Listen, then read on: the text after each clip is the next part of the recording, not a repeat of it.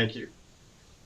So I don't, like I said in the introduction video, you shouldn't be overwhelmed by all this because it's not near as bad as you might think on what you have to do. If you take it one assignment at a time, you'll realize you'll get through it without too much stress. I'm going to, like I said earlier, each of these Zoom meetings has 3 codes associated with it, and a little test that you take at the end. It takes about 1 minute to take the test. The reason I do this is because I want to give you credit for these Zoom meetings. Now, technically, you can't really require somebody to attend a Zoom meeting because this class is asynchronous, which means there's no particular timeline as far as meetings go. So this meeting is being recorded. I tweak it a little bit, add some bells and whistles, and upload it to the website the next day. So if you ever miss one of these meetings, you can watch the recording and get the 3 codes from the recording and take that little quiz basically anytime you want, because those quizzes are open the entire semester. Now I realize you could message a student and say, hey, what are the 3 codes, and enter it, but and then take the quiz without watching the video if you watch the recorded version of it. But hopefully you'll want to watch it because I give you some hints on the test and some things of that nature. And I try to have a meeting where it's not so formal that you feel like you can't ask questions at any particular time. And I want it to be informative. I'm basically more of an informal than formal type of lecturer. I want you to feel free at any time, and I do not consider this rude or an interruption. If you have a question or a comment or something concerning nutrition that you've heard or somebody's told you, or you may have a disagreement with what I say, which is fine, that you can interrupt me at any time during the meeting. I'll take 30 seconds or so to answer your question. I think I will know the answer, but if not, I can certainly make up an answer, being sarcastic. But what will happen when you do that is that you will unmute your mic, stop the video, and with your mic unmuted, then you can literally just ask a question of me. And I believe your picture will probably pop up next to mine, sort of a split screen, and I'll answer the question if you feel like it's something urgent that you want to discuss or talk about or concerned about. I encourage people to do that because in this class, nutrition, I've been involved in this area for many years. I've taught a lot of different classes. I've taught anatomy and physiology, exercise physiology, you name it, I've taught it. A lot of classes within the Cal State University system. But my favorite class to teach is actually nutrition. And even at the community college level, I enjoy it the most. The reason being is because this class has such an impact on your health and your wellness and disease prevention, and the knowledge that you gain can help your family and friends. And it's very important because I think it's a vastly underrated topic, considering how consequential nutrition actually is. I've run into this throughout my entire career. I have seen examples where students are given incorrect and even misleading information by those that should know better. And I see that it sometimes causes a lot of harm, even damage. Let me give you one example. I taught an anatomy class at Cal State University Northridge, and I had a young man that sat in the front, nice guy, African-American guy, but I noticed he was always tired, sleepy, he had narcolepsy, and was kind of shy, somewhat overweight, and had big, thick glasses. And I could tell just by looking at him that I think he was diabetic or even pre-diabetic. Well, in this class, we talked about nutrition a little bit, even though it was mainly anatomy. Well, he stuck around after class one day and just volunteered his condition. And he said he was really depressed about it. And I asked him, what advice he was being given by his doctor. Now, I want to clarify, I am not an MD. I'm a PhD, but not an MD. But I'm not a respecter of titles either. I don't go by somebody's title. I go, whether they may not even have a title, I go by how much knowledge do they have. So I'm not offering medical advice. But anyway, he kind of went over what they were recommending that he do. And this was an early class, and he would always eat breakfast before the class because he said he was diagnosed as a diabetic, and his doctor told him to eat breakfast. But he said, I never feel good when I eat breakfast. When I come to this class, I feel tired. I don't feel as good. And I said, well, then don't eat breakfast. And we kind of talked about that a little bit, and we'll talk about it in this class. The definition of diabetes is high blood glucose, not low. And if you're already a diabetic and you eat breakfast, it's going to raise your glucose level higher. Now, blood glucose and blood sugar are synonymous. They mean the same thing. A lot of people will say blood sugar, but what they really mean is blood glucose. Well, we got into the medications he was taking. He was on insulin, and we will discuss that in a later session. Insulin is, in my opinion, is almost like a death sentence. And if you have to take insulin, there's almost no recovery. Talk to anybody that's taking insulin that's a diabetic, and you will find out that they constantly go up on the dose every few months or 6 months. And at some point, they will tell you, I'm sorry, medicine can't do anything for you anymore. So insulin won't make any difference. And diabetics end up dying. They go blind, they have limbs amputated, and things of this nature. It's really sad. But like I said, we're going to get into this more. I'm kind of getting ahead of myself. But using insulin to treat diabetes is like using alcohol to treat alcoholics. It's insane to do it. Yet people do it all the time. Now, I'm not saying if you're a diabetic, you're on an insulin to come off of it, because it could kill you because you're sort of addicted to it. But insulin doesn't cure diabetes. It only treats the symptoms of diabetes. It actually makes the disease actually worse. And we're gonna get into that a little bit later. I would never advise somebody to go on insulin. There's so many things you can do without that. Well, going back and talking and examining the information, the discussion I had with this former student, he was half blind. He was having all kinds of vision problems, and that was diabetic related. It damages the optic nerve and damages the lens of the eye. It builds up in the lens. The diabetics sometimes go blind. And one of the first symptoms of diabetes is blurry vision. But we discussed nutrition and what they were doing, and things like that, of that nature. And I asked him, I said, have you ever gone an entire day and not fasted and not have eaten anything? And he said, no, the doctor said I can't do that because I'm diabetic, and that'd be very dangerous.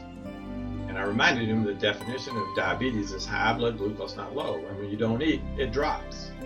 So eating is counterproductive to diabetics. Now, diabetics can have low blood sugar, but that's not diabetics. That's another condition called hypoglycemia. That's low blood sugar. Now, you can have both. But I've never heard anybody dying from hypoglycemia. I'm sure if you search the literature somewhere, you could find somewhere somebody did.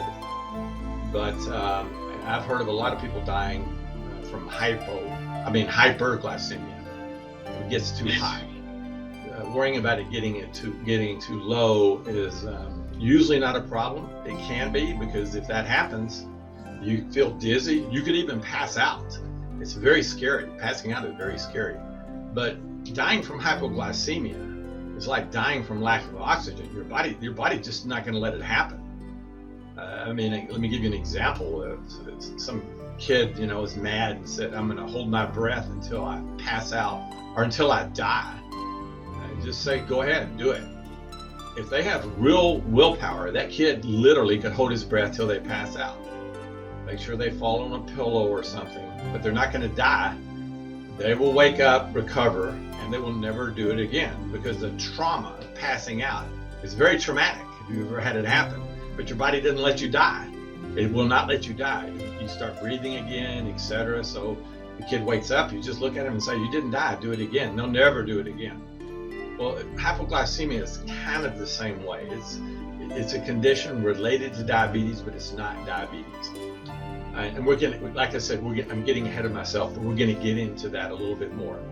Okay, guys, if you have a pen or a pencil, I'm going to give you the first code that when this test ends, you will enter this code. The number is 434. Okay, one more time. The first code is 434. This little quiz that you take at the end is worth 15 free points, just for entering the 3 codes. And I'll give you the middle code in the middle of the meeting, and at the end of the meeting, I'll give you code 3. This meeting is scheduled for 2 hours. It'll probably only go 1 hour. It's hard to just lecture for 2 hours, kind of about the same thing. So I want to discuss the assignments in modules, and we do a screen share. I'll go over modules. The assignments go by the modules. If you ever get lost navigating the site, click on the modules button to the left. It'll take you to modules. Everything is there. I mean, if you click on module, they're numbered, but if you click on them in order, it'll say, okay, this is what's due, this is what's due, this is what's due, and they have links, etc. You could not navigate the entire site, the entire course, except going to modules, and you literally could get everything done there. But I tried to make this sort of a fun experience to navigate the site. It's a little bonus quiz I have. I have little sound bonus clips embedded throughout the site. You click on the little sound, it'll play something that you may be familiar with, a humorous thing from a cartoon or a movie or some famous quote. And you may know the answer, you may not. But if you know the answer and you go to the bonus quiz, which is, there's a link to it right beside it, and you enter that answer, you get a bonus point for that. Now these bonus points, they may seem confusing to you. Everybody starts at 104 because there's literally 104 bonus points in this site, and that's actually part of your grade. And the reason that everybody starts at 104 is because that means you've already been given the bonus points. So if you answer them, these are bonus points on top of the bonus points. The reason I do it that way is because if they're truly bonus points and you have a bonus point quiz and somebody chooses not to answer any of it, you cannot penalize them for it because they're called bonus points. So they're already given the 104. So you have 104 given, and you have 104 more potential bonus points. You have to navigate the site, click on this link, click on this, and then boom, all of a sudden you'll see one. You may know the answer, you may not. But that bonus point quiz, you can take it 20 times over and over. So each time you take it, you notice your score will go up. And I'll show you when we do a little screen share. Somebody's already doing it, which is actually fine. It makes the scores really high in the beginning. They'll say that your percentage is like 480%, which is ridiculous. But that's the nature of having the bonus point quizzes in the front. So because when you answer another assignment, then all of a sudden you have these 104 bonus points, and they're weighted really heavily. But as you go through the course, the grades kind of adjust. And like I said, we'll view that in just a minute. So the first assignment due, I believe, is the class introduction. That's a discussion assignment. If you go to the modules, those are almost 3 points because you have to basically just introduce yourself. I tell you, just say a few things. If you read the instructions, it'll tell you what to do. Say a few things, and then you have to reply to 2 other students once they post. Say, anything. You can say anything you want.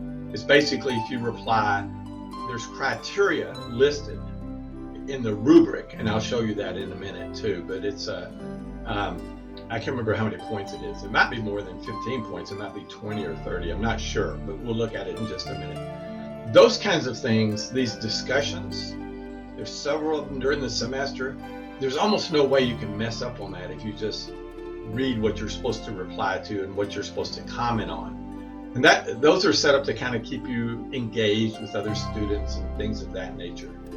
Now the video quizzes, I believe there's 9, those are not difficult either.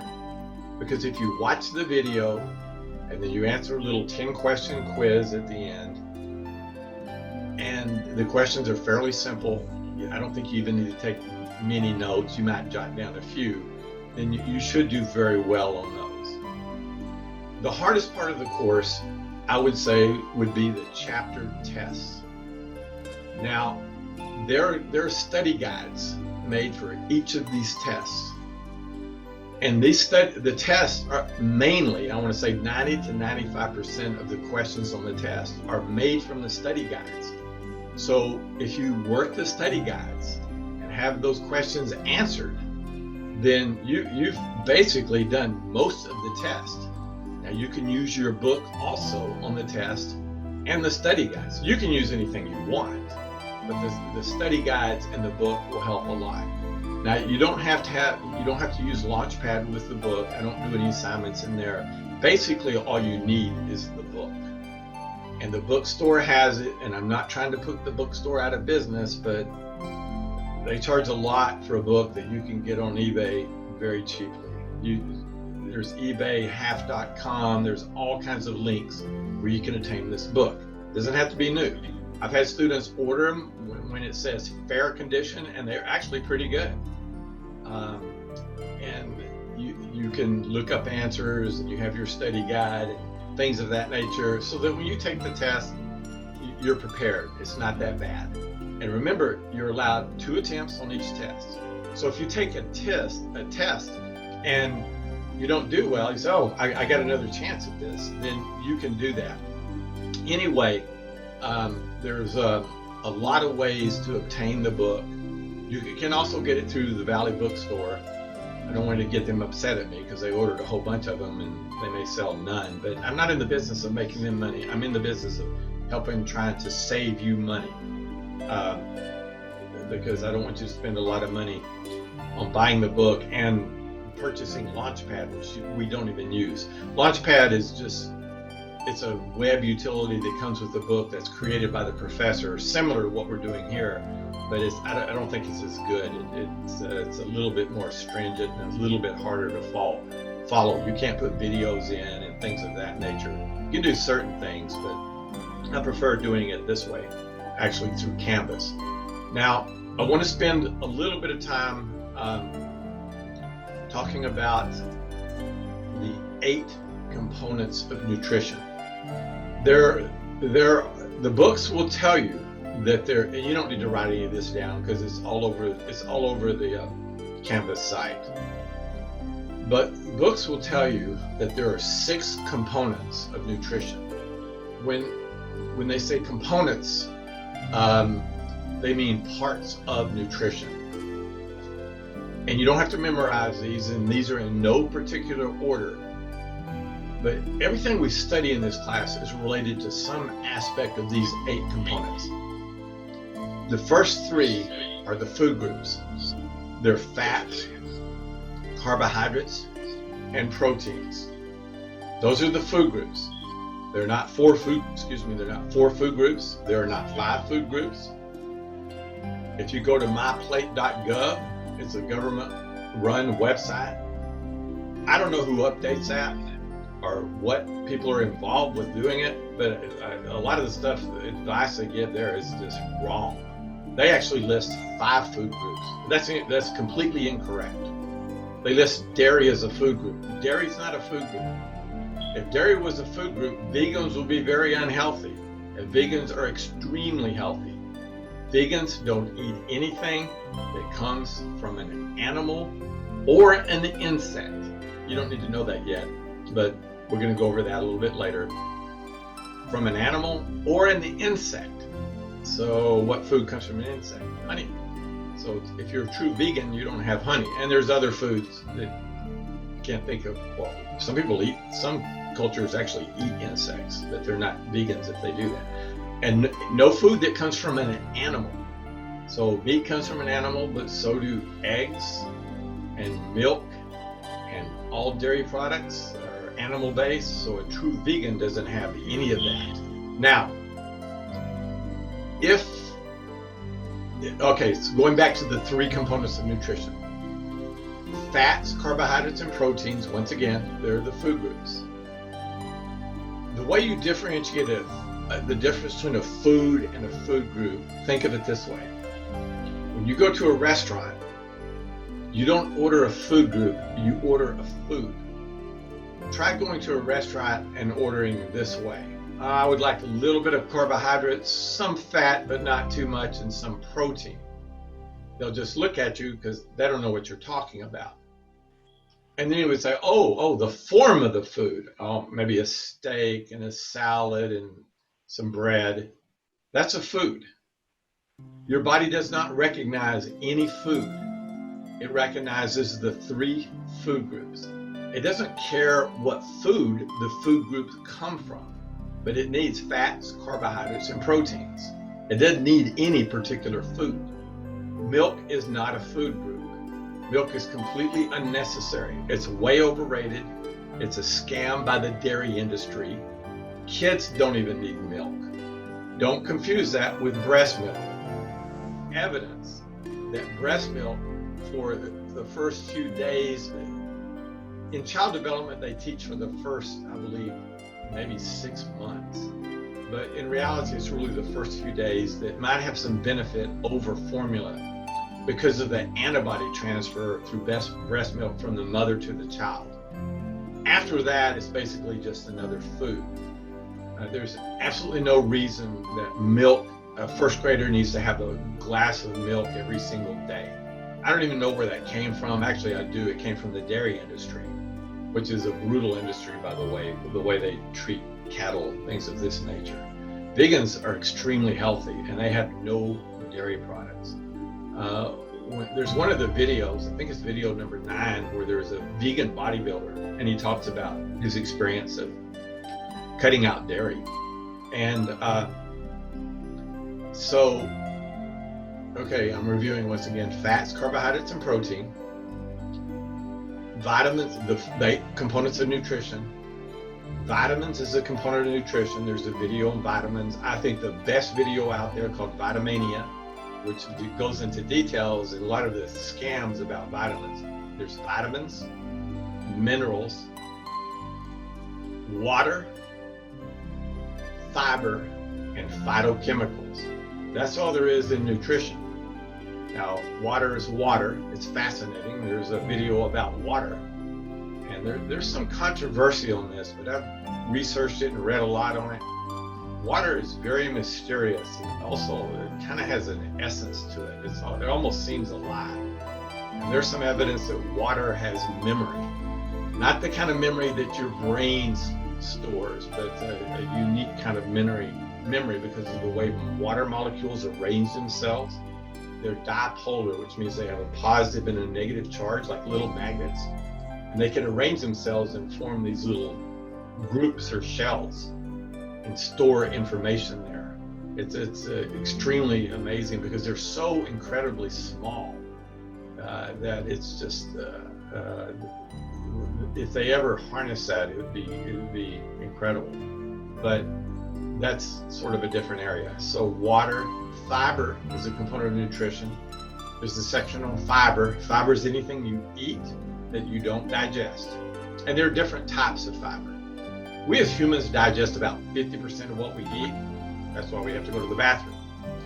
Elephants and larger animals, oddly enough, only digest maybe 10 to 20% of what they eat. And mainly it's the type of food they eat. A lot of grains and grass and tree bark, which doesn't have a lot of nutrients, so they have to eat a lot.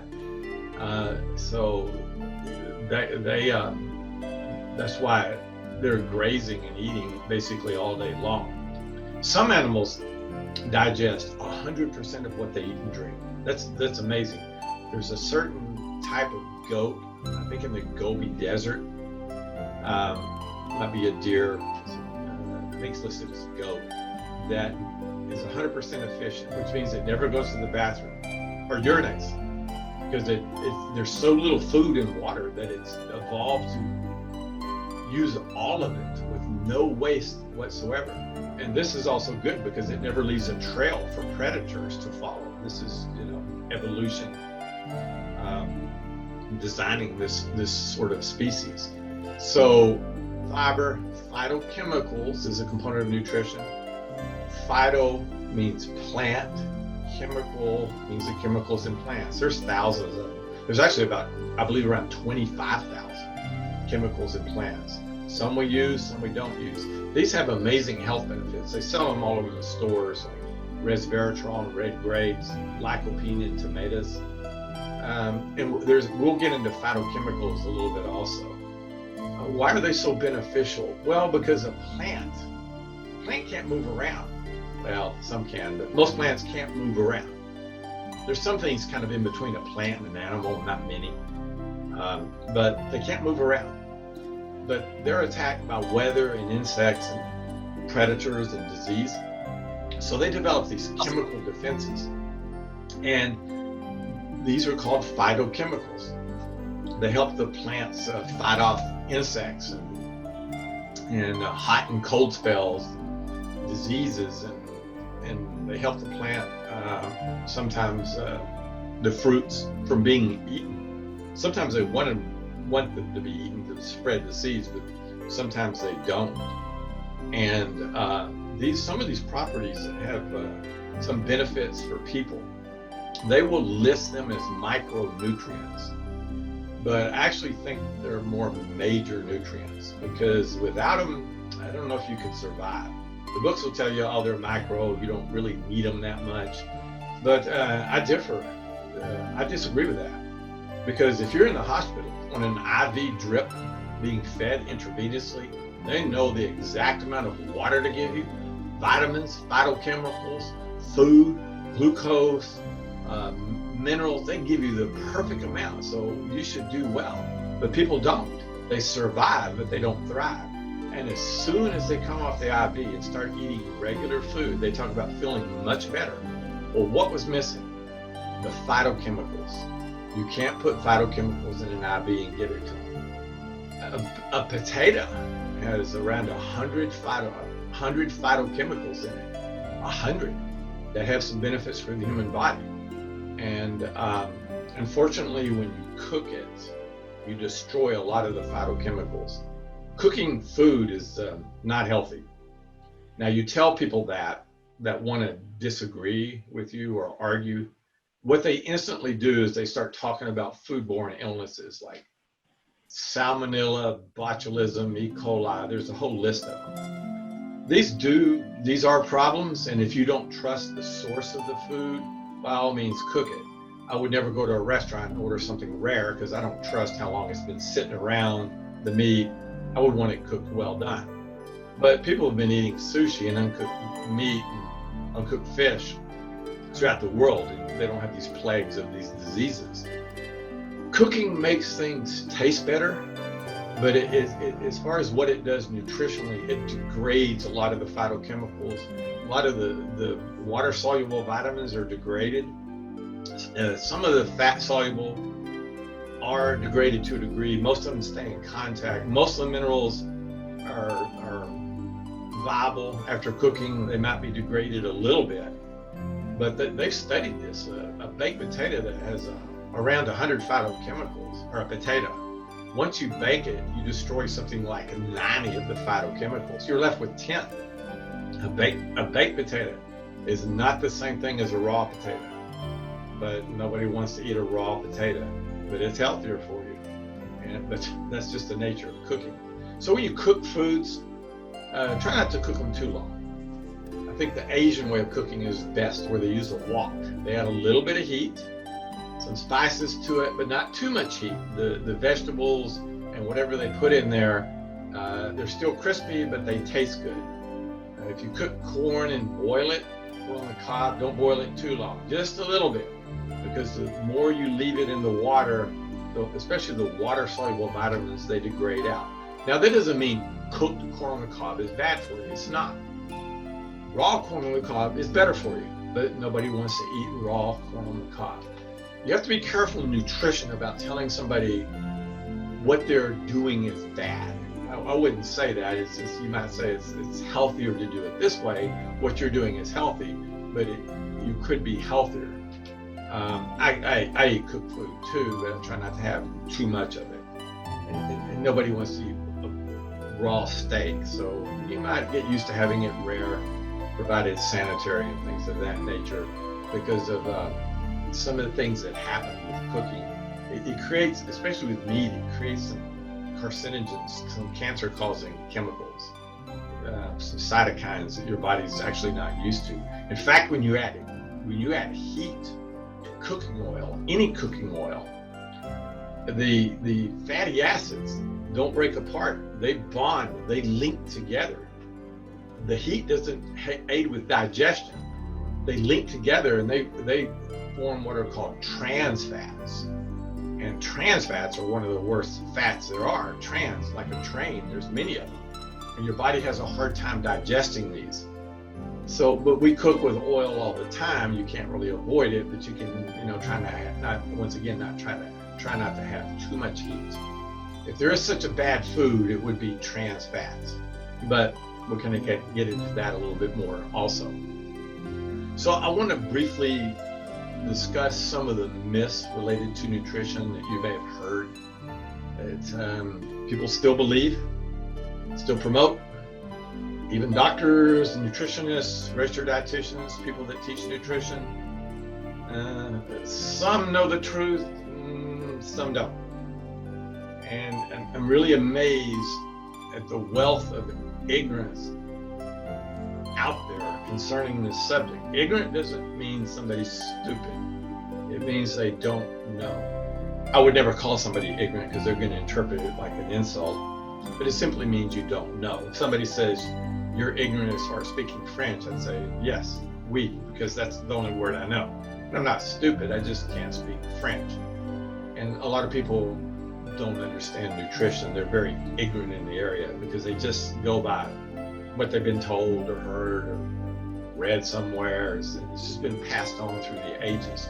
So some of the myths, and you don't have to remember any of these, but the biggest one out there right now, still promoted to this day, it started on television the other day on a national network being promoted, is that breakfast is the most important meal of the day.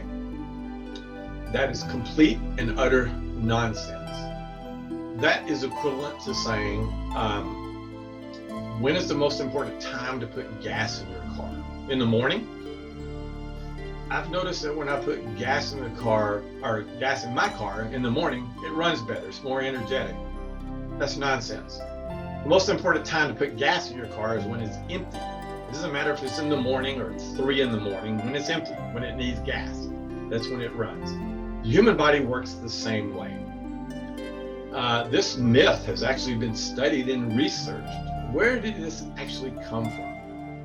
I believe it was a student years ago at some major university researched it, and it goes all the way back to the 1700s, where they had these one-room schoolhouses.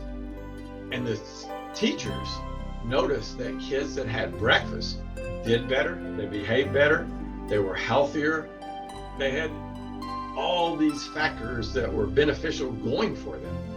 Whereas the kids that did not have breakfast, they seemed lethargic, they didn't do as well, they seemed less healthy. And so they just said, wow, you kids need to have breakfast. But the problem with that was it was only correlation. Correlational means one thing is related to something. It doesn't mean it causes it. It may cause it. It may have a little bit of a cause, but that's where you get into cause effect, which is very hard to prove. What the reason back in the 1700s the kids that had breakfast did better on all these factors was money. Their parents had money. And if their parents had money back then, they could afford books. They could afford a doctor. They could afford proper housing. They could afford all the luxuries that a family could have back then. That is why their kids did better, and they could afford to buy them breakfast. Eating breakfast was just a characteristic of that group of people. It had nothing to do with them doing better in school. It was just happened to be part of their characteristics. And that's the nature of correlations. The media uses correlations all the time, which are completely wrong. They use them when they're talking about the coronavirus to prove a point that's actually incorrect. I'm not going to get into that because that's very political, but people were fooled. They go by it. Let me give you an example of an absurd correlation that sounds true. If you were to tell me if this was true or false, you would probably say true. Kids with bigger feet in elementary school do better in math. Now, is there a correlation or no correlation? You would probably say no correlation. But actually there is a perfect correlation, almost a 1. Correlations run between 1 and 0, 0 being no correlation. That means in almost every instant, the kids that have bigger feet do better in math. That's a true statement in elementary school. Now, you have to examine what's going on there. If you're being honest and you're good at math and you're tutoring somebody's kids, before you take any money, you should look at their feet. Say, ooh, small feet. I can't take your money. They have small feet, it ain't gonna happen.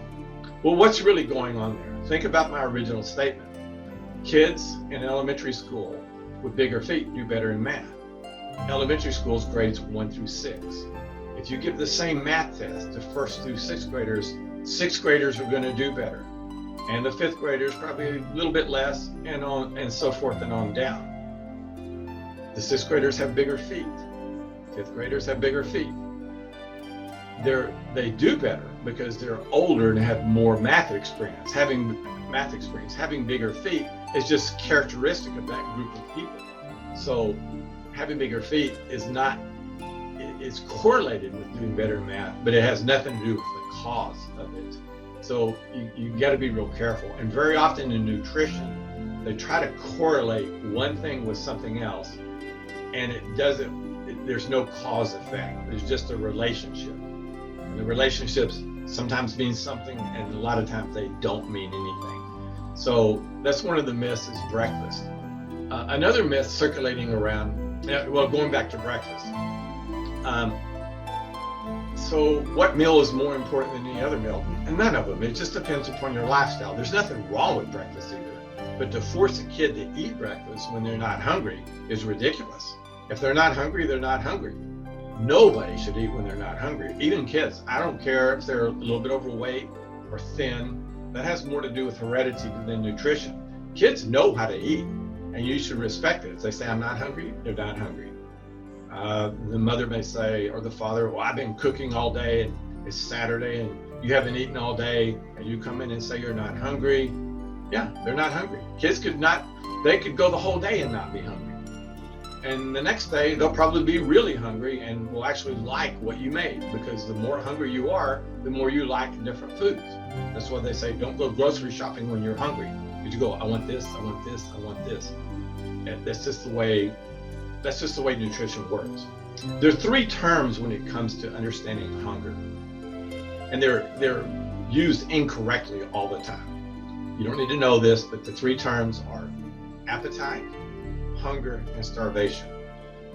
Appetite is psychological. It could come on at any time. You could just have eaten a bunch of donuts and you're like, oh, I want another donut. That's the taste and the smell in your brain saying, oh, eat it, I'm hungry. You're not really hungry. Hunger is hormonal. It's controlled by hormones. It takes about 24 hours to come on, where the level in your bloodstream is high enough where the brain, there's signals sent for hunger. There's hormones that control that. Ghrelin, which is a hunger hormone, tells you you're hungry. And leptin is a hormone that tells you you're full. And your brain responds to that. And it takes 24 hours for the ghrelin level to be high enough to signal hunger. So if you eat a full meal at noon and at 6 o'clock you say you're hungry, that's impossible. The correct term would be, I have an appetite. You're not hungry. If you haven't eaten all day and you didn't eat the day before, and it comes around to the same time the next day, you could probably say you're hungry because your ghrelin level's high enough. Now, the last term, starvation, is used quite often incorrectly. Starvation should only be used if you haven't eaten for about 6 weeks, not days, weeks. Because starvation means you might die. There's some medical problems coming on. The average person can go about a normal weight person can last about 2 months. About 2 months before they'll starve to death by not eating. Now, I'm not recommending that. It's very unhealthy to do that. And one of the bonus quizzes here, there's a group that's forced to actually do that. That's a bonus quiz.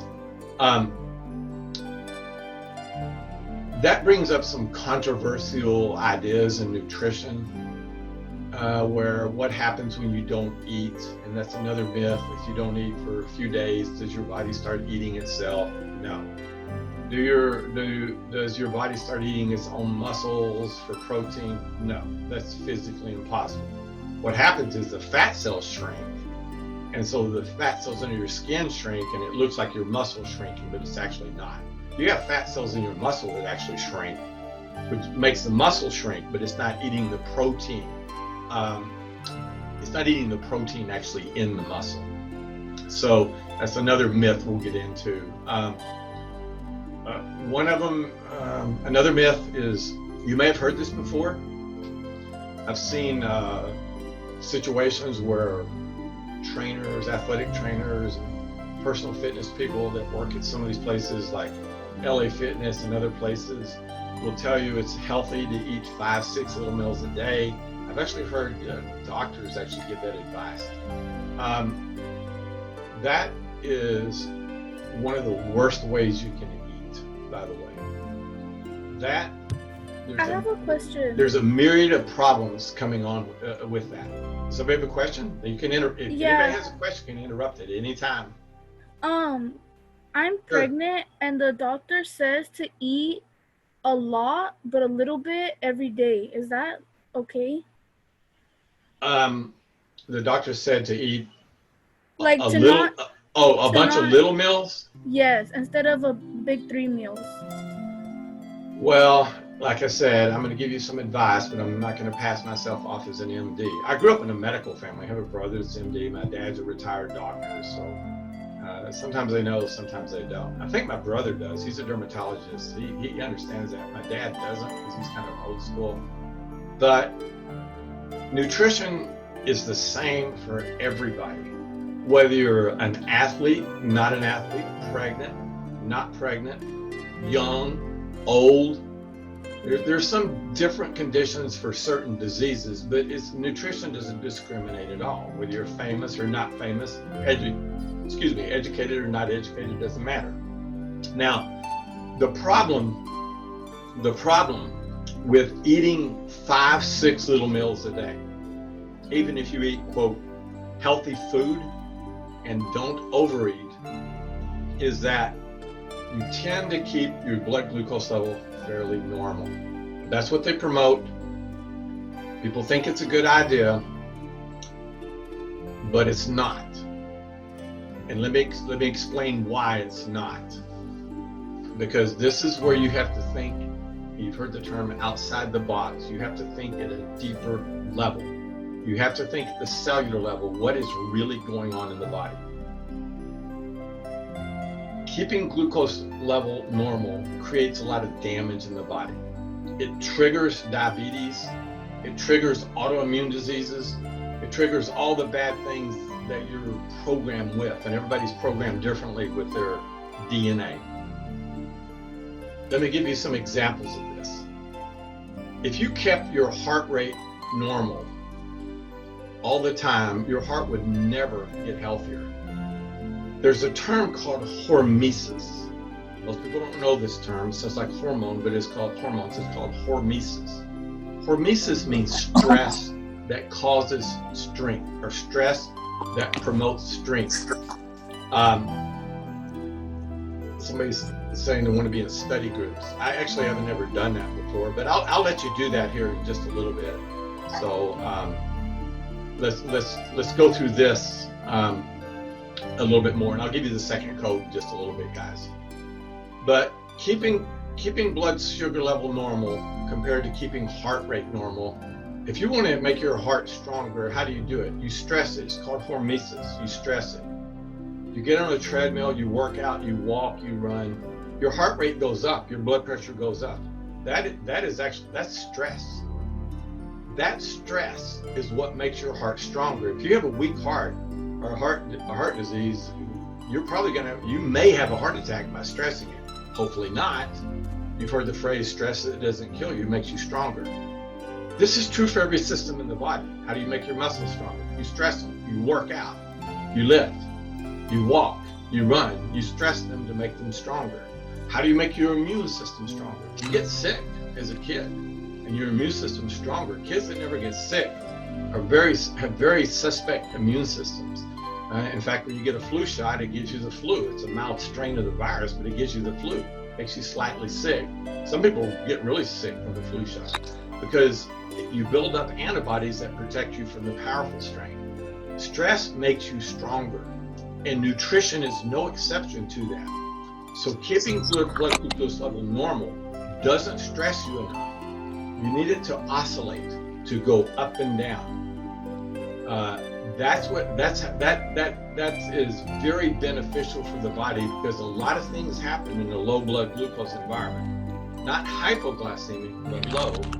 And a lot of things happen in a high blood glucose environment when you're under stress. There's a lot of adaptation at the cellular level.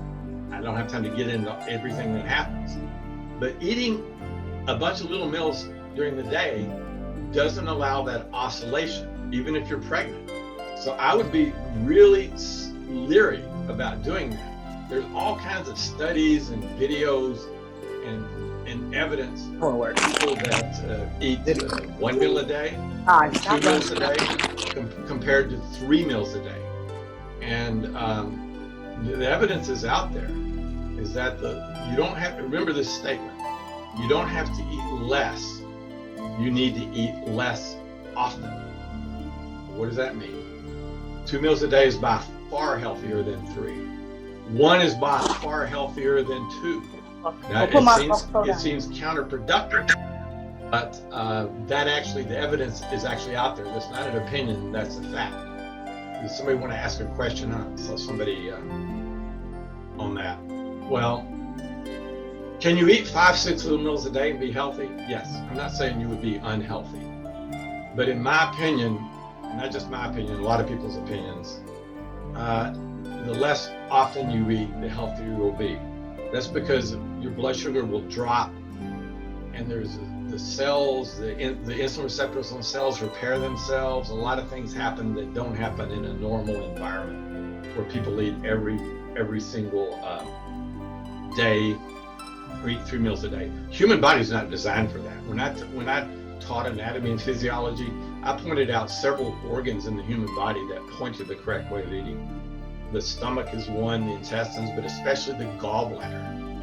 We have a gallbladder because we used to eat that way, but then we, learned how to create a bunch of food, and a lot of food's available, and so now we have these regular eating patterns. I don't know where 3 meals a day came from. Somebody just made it up because it's related to getting up. You want to eat because you didn't want to get up, so you got to reward yourself. You make it halfway through the day, time to eat again, and at the end of the day, time to eat again. That's interesting. Somebody just said that. Malcolm X ate once a day. Then that's good. He's beneficial. That's beneficial for his health. There's one video on this for a guy that eats every other day. He's incredibly healthy. He's one of the trainers and et cetera. He talks about actually what is going on in the body there. This would be hard to do with kids because they would look at it as punishment. But I didn't finish the story going back into the young man I had in my anatomy class at Cal State Northridge. When I said, have you ever gone all day without eating? He said, no, I can't. I'm diabetic. And the doctor said I can't. I said, try it. You're not going to die. Well, when he came back a few days later, he said it was horrible. He said he got a headache. He didn't feel good. He felt like he was going to pass out. He's hypoglycemic. I said, That's actually not, it's not dangerous. What's happening is you're going through withdrawal. You're going through glucose withdrawal. It's a glucose junkie. People don't realize you can become addicted to glucose like you can anything else. And when you drop it down, your body's going to rebel. One of the first symptoms is a headache. Anybody that tells me they skip a meal and they get a headache, I can tell you about a lot about your lifestyle that's not healthy, because you're so used to glucose being normal that it drops a little bit and your brain responds by sending you a headache because you've trained it over the years. Anything you put in the bloodstream over and over, including glucose, your brain gets used to, whether it's good or bad. It doesn't matter. Even if it's bad, your brain gets used to it, and that's normal. So once like for example, pain pills, you keep putting them in the body, and then all of a sudden your brain's used to it. Now you don't have them, and you go through severe withdrawal because the brain is so used to it. This happens with food also. You get so used to it that you start skipping meals, you get headaches, you don't feel good. That's withdrawal symptoms. Eventually they go away. I've been doing day on, day off for years. It's kept me extremely healthy. In fact, days that I don't eat, I don't even want to eat. I'm not even hungry. I work out, no problem, have all the energy I need. And the days I do eat, I actually will maybe eat 3 meals a day, and eat more to make up for the day I didn't eat. And I actually feel fine doing that. But it's made a big difference as far as health, blood pressure, heart rate, all the biomarkers have improved by doing that. That's what happened to this young man I had in class. I said, you got to keep doing it. Well, to make a long story short, he did it the whole semester. He lost 80 pounds the whole semester. During this semester, his diabetes completely went away. His vision came back. Yes, nutrition has a huge effect on vision, and we'll get into that. A lot of people are not aware of that, but it does, because diabetics have blurry vision and can go blind, and eating the right way will improve your vision. Now, vision has a lot to do with heredity, but it can actually help with nearsightedness and farsightedness and blurry vision. All of that. The reason being is because diabetics, they have these sugar molecules which combine with protein molecules, and they create what are called glycoproteins. They're very damaging to the body. The body uses glycoproteins, but it makes its own. When you eat them from a food source, by cooking something, and they combine together, they're the wrong shape. And the cells reject them. But for some reason, the lens of the eye will take them in, and nerve cells take them in. It's complex, but they end up there. So your lens becomes cloudy, and that creates blurry vision. And your nerves get messed up because they've taken in these glycoproteins. When you start fasting, the lens gets rid of these glycoproteins, so do the nerves, and your vision improves because the lens becomes more elastic, can move in and out, nearsightedness, farsightedness. It makes a huge difference. And I know this for a fact because I went through this myself.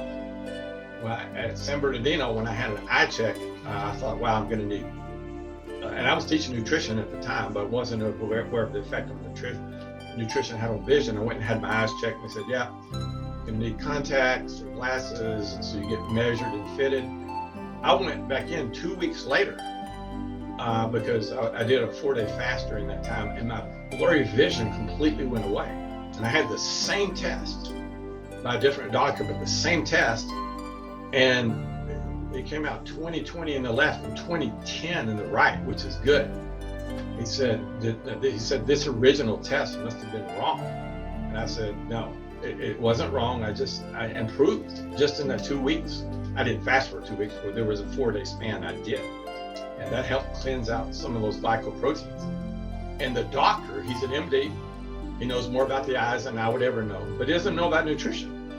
He said, well, what did you do? And I said, well, there was a period of time I didn't eat for 4 days during this 2 weeks. He just shook his head and said, that has no effect on vision. What an idiot. It has no effect, yet it has an effect. I was the proof that it does. I was proof that it does. And I started researching, and I found out, sure enough, it does. There's a lot of people that it helps tremendously. Now, heredity has a lot to do with it too, so you've actually got to take that into account. Okay, guys, I'm going to give you the second code. Got to read it here. It's 233. The second code is 233. And we're going to wrap up this meeting probably in about 5 more minutes. So I'll give you the third code in just a minute. I want to go over the myths here a little bit. One of the other myths is food gives you energy. That's why kids eat breakfast, they're more energetic, etc. Like I said, it's probably not the food. That's a myth, because food does not give you energy. After you eat, if you pay attention to your body, you want to sleep. Eat a full meal, and hormones that induce sleep are released. That's why animals eat a lot, they lie around and sleep. So you eat a big breakfast, it takes away energy. You feel like sleeping it off to digest it. If you have more energy, that's because your glucose level went up, and that maybe gives you a little bit more energy. But in the long run, it does not. Now, that doesn't mean a kid should have breakfast or shouldn't have breakfast. There's really no answer to this. But if a kid doesn't want breakfast, say, I don't want to eat breakfast. Parents should not try to force them to eat breakfast because the teachers say so, other people say so. That's just ignorance in nutrition. Respect when the kid says they're not hungry. I've had parents say, well, I made a meal and it's noon and my kid says it's not hungry. They're not hungry. I try to force them to eat. I say, well, don't make them eat, because then when supper comes around, they'll actually be hungry and they'll actually like what you make. Nobody should be forced to eat when they're not hungry. Infants, it's a little bit different. But some of the excuses you'll run into, people, they'll say, well, how do you get your energy? Well, you get it over time, not daily. RDA, recommended daily allowance, that's old school. Now, hopefully nobody follows that, but some do, I think. The correct term is DRI, dietary reference intake. You need a certain amount over time. You drive your car around, you use some gas, right? You don't need to replace it right then. You replace it when the tank's empty. You use some brake fluid, yeah. Say maybe that's vitamin A in the body. You don't need to replace the little bit of brake fluid you use. You need to replace it over time, maybe every few months. Transmission fluid, maybe that's vitamin C, use a little bit. You don't need to replace any of these nutrients every day. You need to replace them over time. And that's the proper way to actually eat. Now, I realize for social settings, families have dinner at a certain time, but I would try to get out of the habit of having breakfast at a certain time, lunch at a certain time, dinner at a certain time, because you're training them to become addicted to that. And that is actually not a healthy way to eat. Now, like I said, can somebody eat like that and be healthy? Yes. Don't tell them they're unhealthy, but they're not as healthy as they would be if they ate the other way. See, the last thing on this is our next Zoom meeting I don't have them every week. It's still 3 or 4 weeks away. So, check your schedule. You can always, I didn't navigate the Canvas site, but actually do that next time. You can always message me. I always respond to messages through Canvas. If you run into some issue or something happens or there's some glitch, technology, there's always some glitch that comes up. But I think it's pretty self-explanatory what you have to do in the next few weeks. I'll be messaging you every few days. Check your messages. I think once you get the flow of the class, you'll realize, well, it's not that bad. I can kind of do the assignments as they come along. The first week's module is already open. There's 2 or 3 assignments. Just one assignment for the first week, I think. That's just the discussion board. The module's open by week. So at the end of this week, the second module will open. I think it's Sunday at midnight when they open. And then the third module, that way you don't get overwhelmed. You just do that particular week's assignments. I think in the second module, I'd have to double check. I think some of the study guides are unlocked where you can start downloading them and working on them. Until they're unlocked in that module, I wouldn't worry about it, because I think the first test is still a little bit away. It might be as much as a month away. I'm not really sure. I'd have to double check. But I gave you at least a couple of weeks to work the study guides. I have set up Conference Zoom on the left. There's a utility called Conference Zoom. That room is open every day from 3 to 5. You click on link, join, I'm not going to email you the link. You click on Conference Zoom, it'll say, I think, join the meeting. That meeting room is set for you to work on your study guides with other students. So you might do one, they might do one, you can compare them, you can screen share. That's all 3 classes that are in that same room. So hopefully when you go to that, there's a few other people. It'll save a lot of time that you don't have to work on the study guides by yourself. Now the study guides, they may seem a little bit vague. I didn't make them word for word because I wanted you to actually have to look up a little bit of information, etc. But they will help tremendously on the test. If you have the study guides done, I don't think you'll have any problems with the test. The problem is working the study guides. Take advantage of that room. It's open the entire course from 3 to 5 every single day. Okay, guys? All right. You can hook up with somebody there or 2 or 3 people there, and you can say, hey, you do study guide 1, you do 2, you do 3. I'll meet you here in a few days, and we'll screen share.